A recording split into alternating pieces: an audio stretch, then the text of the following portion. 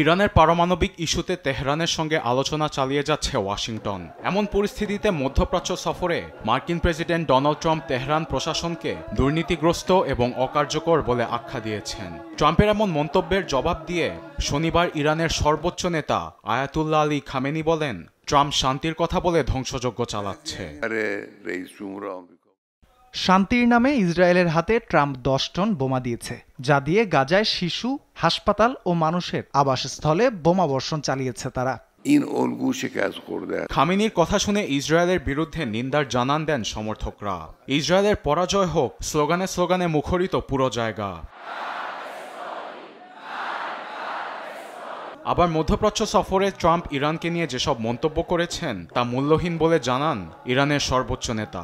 একই সঙ্গে গাজা বাঁচাতে ইসরায়েলকে প্রতিহত করার আহ্বান জানান তিনি। ইসরায়েল ভয়ঙ্কর ক্যান্সারের মতো, গাজাকে বাঁচাতে হলে একে শিকড় থেকে উপড়ে ফেলতেই হবে।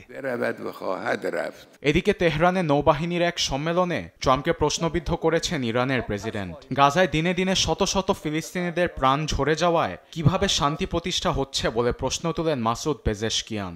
একই সঙ্গে তিনি আন্তর্জাতিক অপরাধ আদালতের উপর ট্রাম্পের নিষেধাজ্ঞার সমালোচনাও করেন।